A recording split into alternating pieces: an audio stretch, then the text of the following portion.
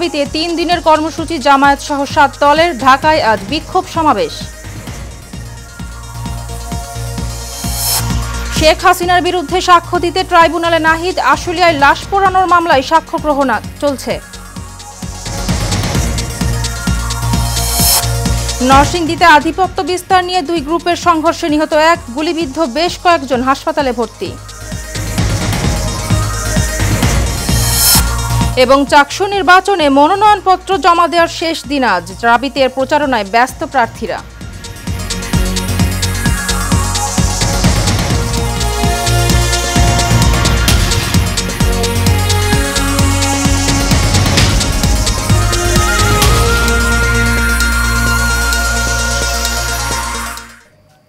স্বাগত এশিয়ান নিউজে, আপনাদের সাথে আছি আমি ফারজানা হাসিন। এতক্ষণ শুনছিলেন বিআরবি কেবল ইন্ডাস্ট্রিজ লিমিটেড সংবাদ শিরোনাম, এবার বিস্তারিত। জাতীয় সংসদ নির্বাচনে পিআর পদ্ধতি বাস্তবায়ন সহ কয়েক দফা দাবিতে 3 দিনের কর্মসূচি ঘোষণা করেছে জামায়াতে ইসলামী সহ 7টি রাজনৈতিক দল। আজ কর্মসূচির প্রথম দিন রাজধানীতে বিক্ষোভ মিছিল ও সমাবেশ কর্মসূচি পালন করবে দলগুলো। বিক্ষোভের আগে রাজধানীর বাইতুল মোকাররম ও প্রেস ক্লাবের সামনে আলাদা আলাদা ব্যানারে এসব কর্মসূচি পালন করবে 7টি দল। বিকেল থেকে সন্ধ্যা পর্যন্ত এসব কর্মসূচি চলবে। জামায়াতে ইসলামী ছাড়াও 7 দলের মধ্যে রয়েছে ইসলামী আন্দোলন, বাংলাদেশ খেলাফত মজলিস, নেজামে ইসলাম পার্টি, বাংলাদেশ খেলাফত আন্দোলন ও জাতীয় গণতান্ত্রিক পার্টি।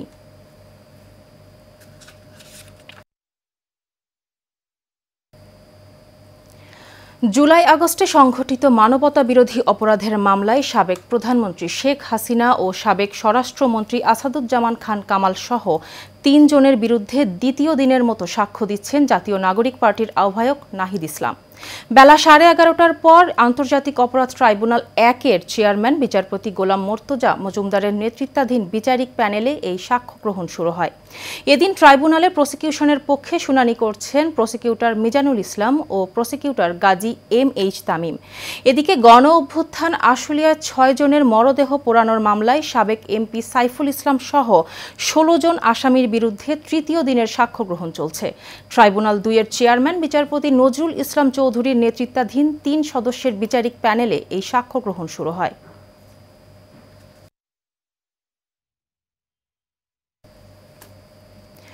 বাগেরহাটে সংসদীয় আসন পুনর্বহালের দাবিতে টানা তৃতীয় দিনের অবস্থান কর্মসূচি পালিত হচ্ছে। সর্বদলীয় সম্মিলিত কমিটি 2য় দফায় নির্বাচন অফিসের সামনে এই অবস্থান কর্মসূচি পালন করছে।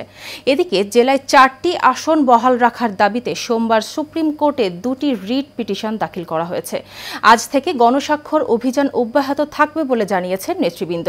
তারা আরও বলেন, নির্বাচন কমিশন যদি 4টি আসন ফিরিয়ে না দেয় তবে সর্বদলীয় সম্মিলিত কমিটি অসহযোগ আন্দোলনের ডাক দেবে। এ থেকে বাগেরহাটে যে কোনো ক্ষয়ক্ষতির দায়ভার সম্পূর্ণভাবে ইসিকেই বহন করতে হবে।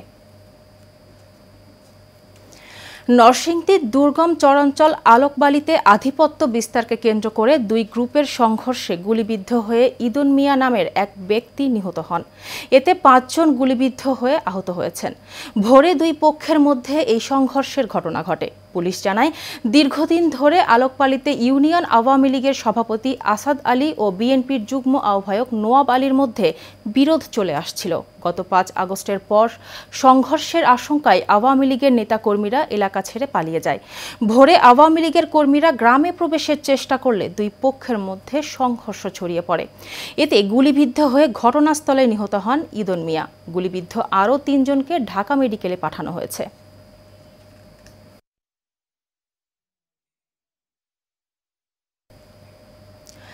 চট্টগ্রাম বিশ্ববিদ্যালয় কেন্দ্রীয় ও হল সংসদ নির্বাচনের মনোনয়নপত্র সংগ্রহ ও জমা দেওয়ার শেষ দিন আজ।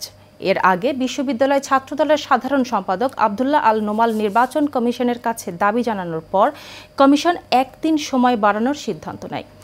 প্রধান নির্বাচন কমিশনার অধ্যাপক মনির উদ্দিন বলেন, সম্প্রতি গ্রামবাসীর সঙ্গে অনাকাঙ্ক্ষিত ঘটনায় অনেক শিক্ষার্থী আহত হয়েছেন এবং অনেকে মনোনয়ন সংগ্রহ করতে পারেনি বলে শিক্ষার্থীরা আবেদন করে। আবেদনের পরিপ্রেক্ষিতে নির্বাচন কমিশন মনোনয়নপত্র আজ বিকাল 5টা পর্যন্ত জমা দেওয়ার সময় বাড়িয়েছে। দীর্ঘ 35 বছর পর আগামী 12 অক্টোবর চাকসু নির্বাচন হবে।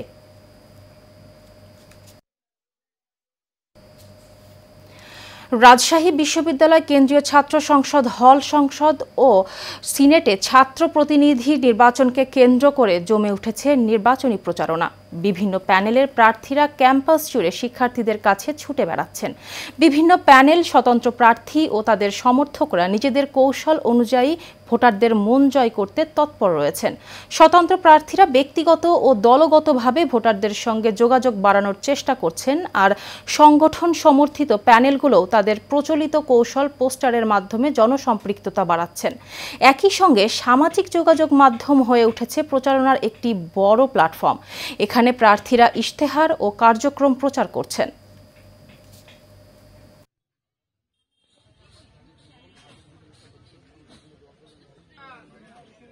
রাজধানীর বনানীতে মাদকদ্রব্য নিয়ন্ত্রণ অধিদপ্তরের বিশেষ অভিযানে দুটি সীসা বার থেকে 15 কেজি সীসা জব্দ করা হয়েছে।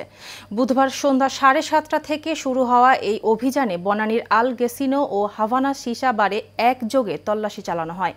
রাত 10টায় অভিযান শেষে এক সংবাদ সম্মেলনে মাদকদ্রব্য নিয়ন্ত্রণের অধিদপ্তরের অতিরিক্ত পরিচালক AKM শওকত ইসলাম সাংবাদিকদের এই তথ্য জানান। অভিযানে আল গেসিনো সীসা বার থেকে 10.5 কেজি সীসা, 10 কেজি প্যাকেট কয়লা এবং সীসা সেবনে ব্যবহৃত বিভিন্ন সরঞ্জাম উদ্ধার করা হয়।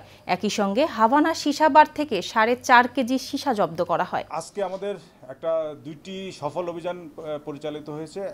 একটি হলো আপনার যে আল গ্রেসিনো বনানী 12 নম্বর রোডে 77 নম্বর বাড়িতে আল গ্রেসিনো একটা রেস্টুরেন্ট, ক্যাফে অ্যান্ড লাউঞ্জ, সেটাতে আমরা প্রায় 10 কেজি 10.5 কেজির মতো সীসা, যেটা আপনারা দেখছেন, এবং সীসার অন্যান্য উপকরণ, সীসার যে হুক্কা, তারপরে সীসার যে সীসা সাবানের একরকম পাইপ পেয়েছি আমরা প্রায় 2 বস্তার মতো, যেটাতে আমরা এখন আসি। হাভানা ক্যাফে অ্যান্ড লাউঞ্জে আমরা অভিযান করি। এখানে 4.5 কেজির মতো আমরা সীসা পাই এবং হুক্কা পাই 6টি, কয়লার প্যাকেট পাই আপনারা দেখছেন 10 কেজির মতো, 10 কেজি। তারপর সীসা সেবনের উপকরণ 2 বস্তা আমরা পাইপ পাই, এই যে এরকম ধরনের পাইপ আপনারা দেখছেন। অভিযান চলবে আমাদের, এটা অব্যাহত থাকবে। সারা বাংলার খবর। বগুড়ার গাবতলীর জয়ভোগা গ্রামে লন্ডন প্রবাসী শফিউল বাড়ির বাড়িতে ডাকাতির ঘটনা ঘটেছে। এ ঘটনায় গাবতলী থানায় মামলা করা হয়েছে। ভুক্তভোগী পরিবার জানায়, রাতে জানালার গ্রিল কেটে একদল ডাকাত তাদের বাড়িতে প্রবেশ করে। এ সময় নগদ 1.5 লাখ টাকা, স্বর্ণালঙ্কার সহ মূল্যবান জিনিসপত্র নিয়ে যায়। পুলিশ জানায়, তদন্ত শুরু করেছেন তারা। দ্রুত জড়িতদের আটক করা হবে।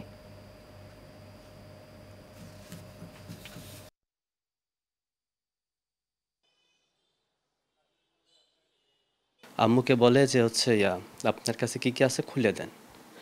তারপরে একজন চাকু হাতে আমাদের পাশেই বসে থাকে, আর অন্যরা আপনার সবগুলো রুম তছনছ করে যা থাকে নিয়ে যায় আর কি। একজন ছিলই বসে, ঢাকা অবস্থায় বুঝতে পারছে যে মোবাইল করতেছে তাই সে, আর বাকি বের হয়ে গেছে, যা শব্দ পাচ্ছে যে আলমারি ভাঙতেছে। তারপরে ওরা 1-1.5 ঘন্টা তল্লাশি করছে, 4টে রুম, জোরে জোরে শব্দ পাইছি আমরা, এখানে আমরা বসেছিলাম। সেগুলো তো আর যে কত কিছু মাইন্ড থেকে বের হয়ে যাওয়া জিনিসগুলো, সেগুলো তো আমরা সেগুলো তো আমাদের জাস্টিফাই করার কোনো ইয়ে নাই।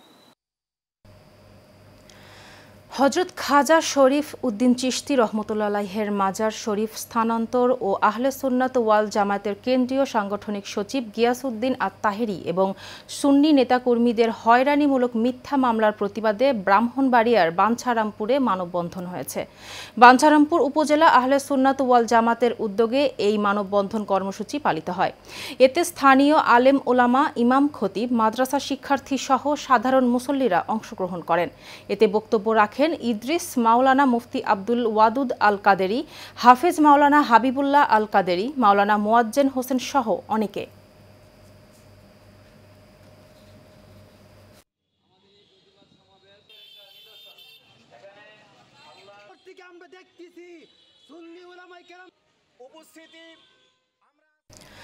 শারদীয় দুর্গাপূজা উদযাপন উপলক্ষে চট্টগ্রামের লোহাগড়ায় প্রস্তুতিমূলক সভা হয়েছে। উপজেলা প্রশাসনের আয়োজনে এই সভা হয়।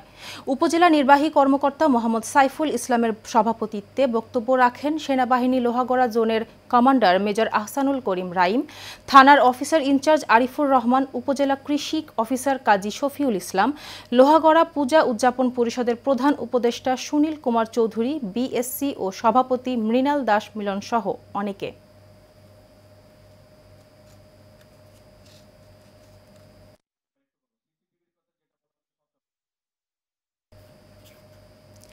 দীর্ঘ এক যুগ কাজ করার পর চাকরি হারিয়ে এক অভিনব প্রতিপদের পথ বেছে নিয়েছেন নজরুল ইসলাম।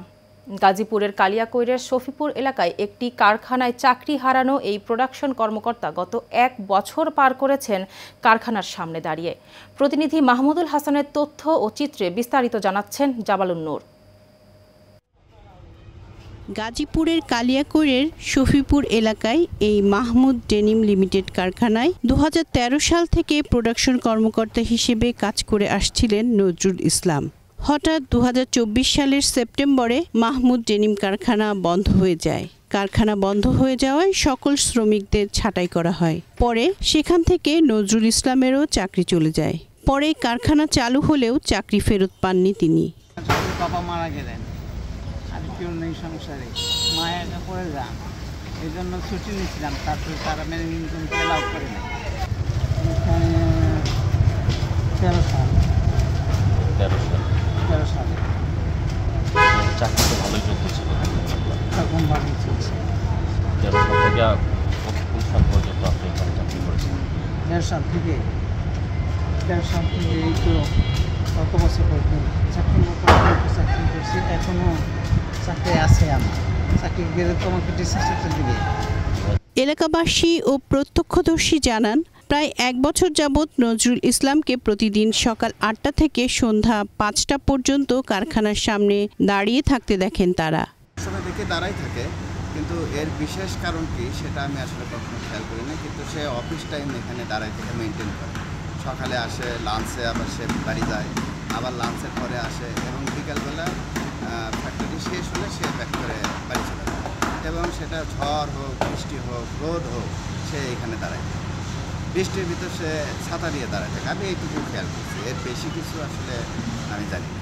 আসলে আমরা দেখি উনি প্রতিদিন অফিস টাইমে আসে এবং সারাদিনই এখানে থাকে, এবং সন্ধ্যা 6টার দিকে আর কি এখান থেকে যায়। উনি মনে করে যে মনে হয় আমি অফিসে এখানে করতেছি, কিন্তু আসলে তো ওনার ভিতরে যাওয়ার পারমিশন নাই। উনি কীভাবে যে এখানে এসে দাঁড়া থাকে এটা তো আমরা বলতে পারি না। উনি খাড়ায় থেকে আসে, সকাল 8টার দিকে আসে, আপনার 5টার দিকে চলে যায়। তবে এ বিষয়ে কারখানার কর্তৃপক্ষ ক্যামেরার সামনে কথা বলতে রাজি হননি। কারখানার গেটে 1 বছর যাবৎ দাঁড়িয়ে কাজে যোগদানের অপেক্ষায় থাকা নজরুলের জীবনের এই প্রান্তে মা এবং এক সন্তানের ব্যয়ভার কিভাবে নির্বাহ করছেন সে বিষয়ে হয়তো মানবিক হবে সংশ্লিষ্ট মহল, এ আশায় অপেক্ষা তার। জাবালুন নূর, এশিয়ান টেলিভিশন। শেষ করব এশিয়ান নিউজ, তার আগে বিআরবি কেবল ইন্ডাস্ট্রিজ লিমিটেড সংবাদ শিরোনামগুলি জানাবো আরও একবার।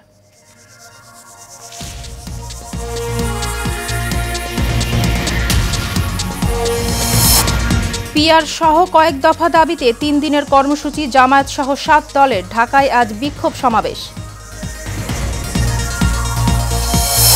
শেখ হাসিনার বিরুদ্ধে সাক্ষ্য দিতে ট্রাইব্যুনালে নাহিদ, আশুলিয়ায় লাশ পোড়ানোর মামলায় সাক্ষ্য গ্রহণ চলছে। নরসিংদীতে আধিপত্য বিস্তার নিয়ে 2 গ্রুপের সংঘর্ষে নিহত 1, গুলিবিদ্ধ বেশ কয়েকজন, হাসপাতালে ভর্তি। এবং চাকসু নির্বাচনে মনোনয়নপত্র জমা দেওয়ার সময় শেষ দিন আজ, রাবিতে প্রচারণায় ব্যস্ত প্রার্থীরা।